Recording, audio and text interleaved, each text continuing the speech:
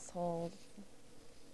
In case if some of you haven't noticed in the first like 2.2 seconds of this video blog, I am, you know, different.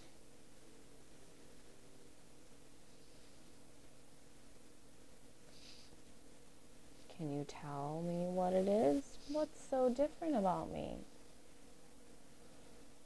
I wonder if it's that noticeable. I wonder if any of you will figure it out. So leave me some comments and tell me what's different. So I've been doing my research, you know, and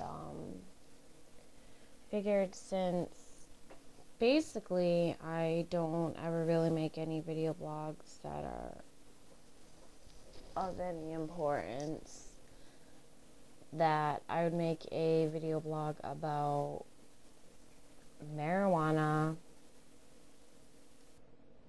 So there's no reasoning behind as to why I am making this video.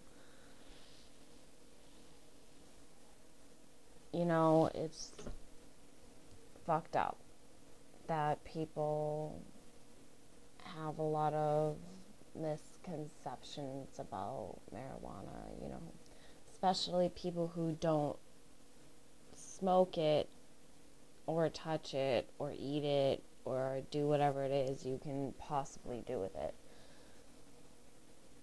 and have never ever even thought about it at all. You know, and it's fucked up because, you know, people think pothead, they think a complete, like, drug addict almost. You know, they think that you're really, really fucked up, and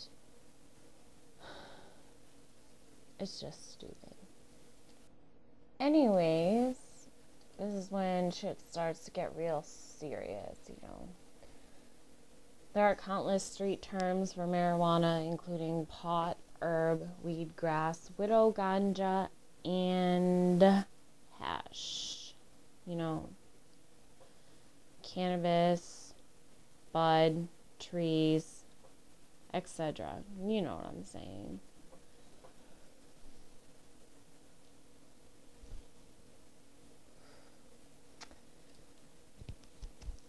The main active chemical in marijuana is THC.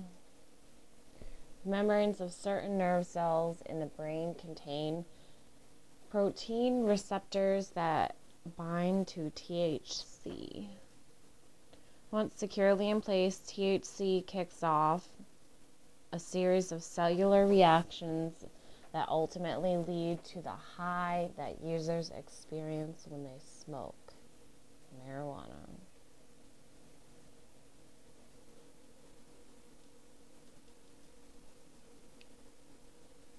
In the brain, THC connects to specific sites called cannabinoid receptors on the nerve cells. It influences the activity of those cells.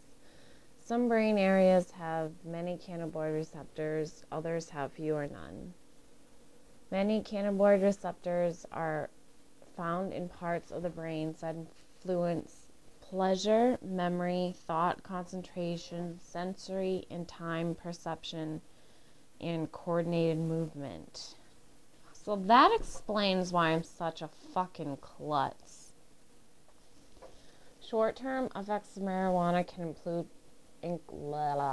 include problems with memory and learning, distorted perception, difficulty in thinking and problem solving, loss of coordination, increased heart rate.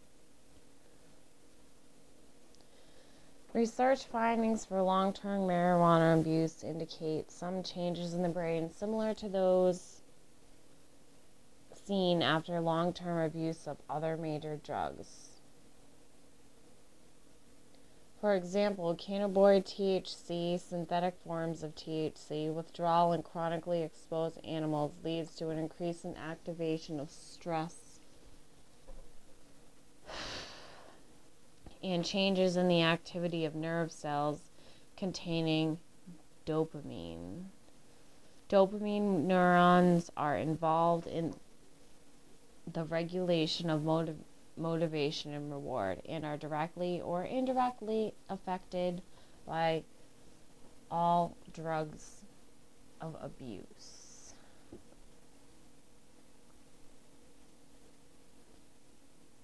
Even an infrequent abuse can cause burning and stinging of the mouth and throat, often accompanied by a heavy cough.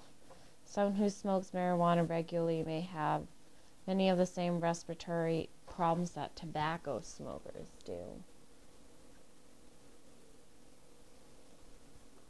such as a daily cough and phlegm production. Tasty. Let me tell you, man.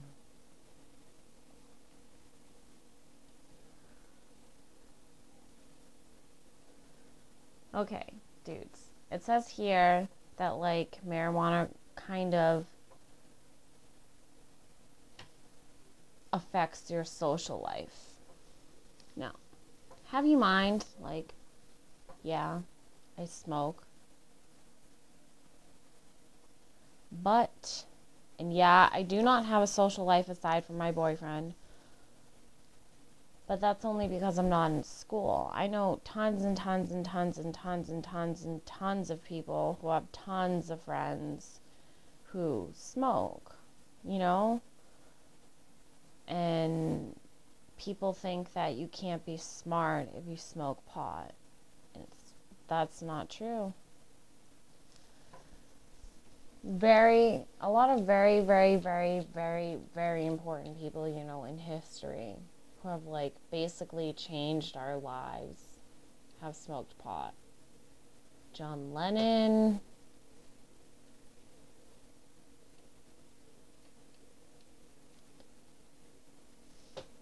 Morgan Freeman, awesome actor, awesome actor.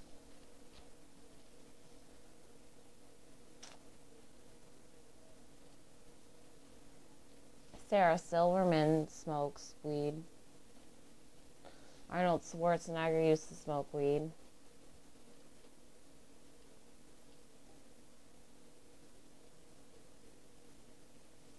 Willie Nelson, of course. You know, who doesn't love Willie?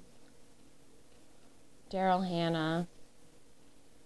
Jennifer Aniston. Paul McCartney. Bob Marley. Just fucked up, you know what I mean? And just don't understand why people need to be so closed-minded about it. It's not their business. So they can all just shut their fucking pie holes and leave me and everybody else alone that smokes.